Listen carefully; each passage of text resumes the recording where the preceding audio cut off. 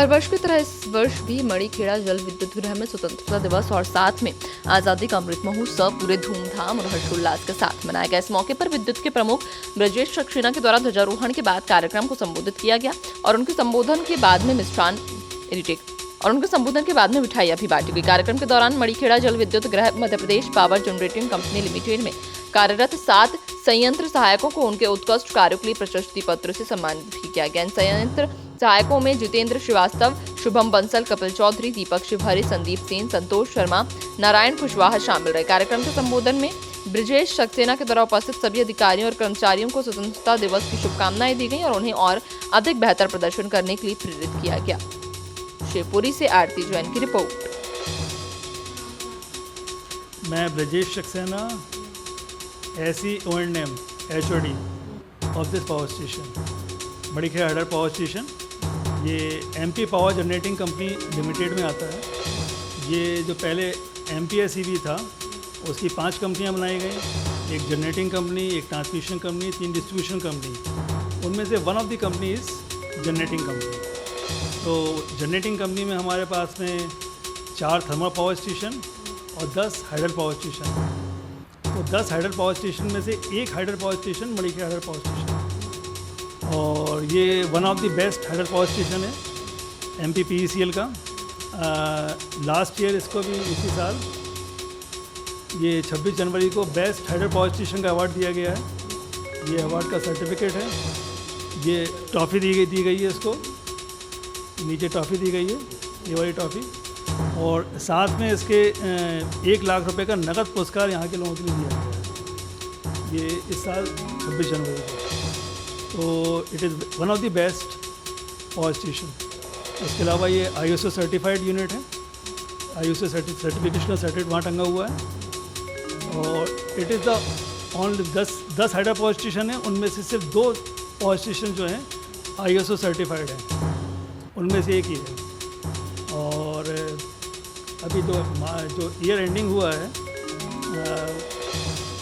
उस year ending में 31 मार्च को हमारे इस यूनिट ने 10.5 करोड़ रुपए नेट प्रॉफिट कमा के दिया है। नेट प्रॉफिट, गवर्नमेंट सेक्टर में प्रॉफिट मेकिंग यूनिट होना बहुत बहुत बड़ी बात है। गवर्नमेंट सेक्टर में प्रॉफिट मेकिंग है हम, और ये MP के अंदर 2nd नंबर पे बेस्ट प्रॉफिट मेकिंग यूनिट है।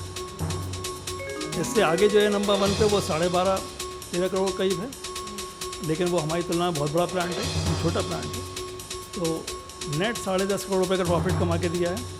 और इस साल भी हमारा जनरेशन बहुत अच्छा चल रहा है। और जो डिज़ाइन एनर्जी है हमारी, उसका 50% हम अचीव कर चुके हैं। डिज़ाइन एनर्जी का मतलब ये है कि हमें एक टारगेट दिया जाता है। हमारा टारगेट है 73 MU मिलियन यूनिट्स का। तो जब हम 73 मिलियन यूनिट अचीव कर लेंगे तो वहाँ तक हम लोग पहुँचेंगे नो प्रॉफिट नो लॉस पे। उसके बाद हमारी एक यूनिट जो है ना, वो ₹2.40 प्रति यूनिट बिकेगी। मतलब उसके 73 MU तक जस्ट फिक्स कॉस्ट रिकवर होती है। तो MU का मतलब जो है मिलियंस ऑफ यूनिट्स, जो आप घर में एक यूनिट आती है वो एक यूनिट, और ये 73 मिलियंस ऑफ यूनिट्स का टारगेट है। लास्ट ईयर भी हमारा जनरेशन करीब 136 MU रहा है।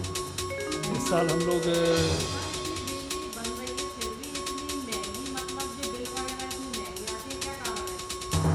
देखिए इसमें क्या इसमें क्या होता है,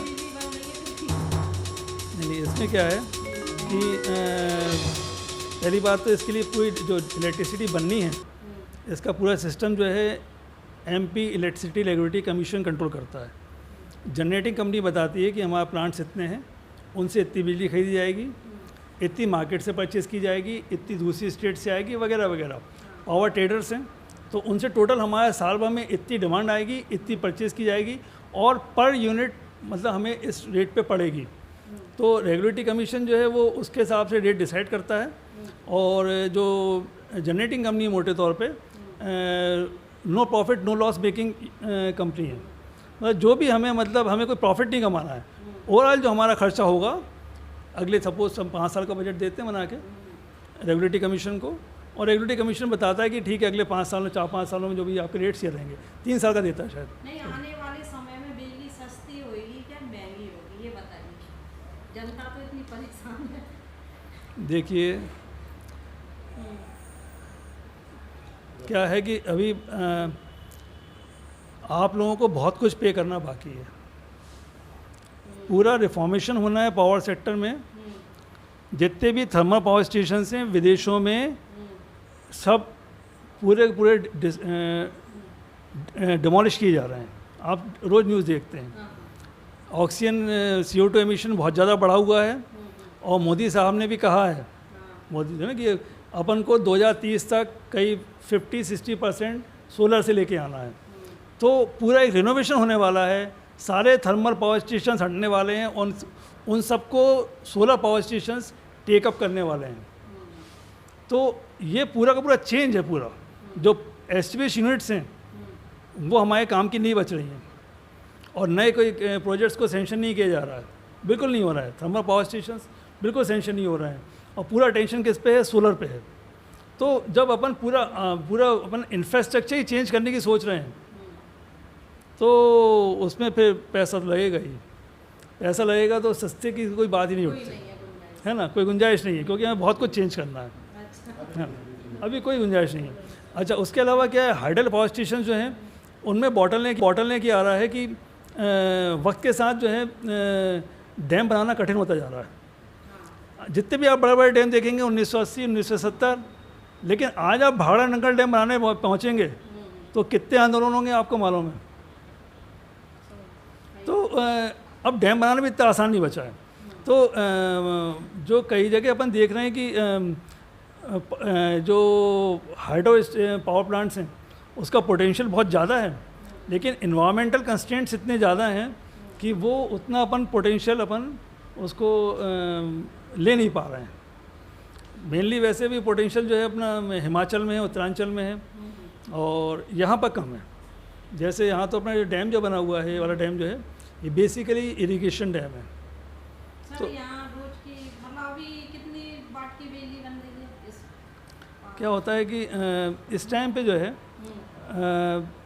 60 मेगावाट की यूनिट है और 10% एक्सेस पे चल रही है 63 मेगावाट।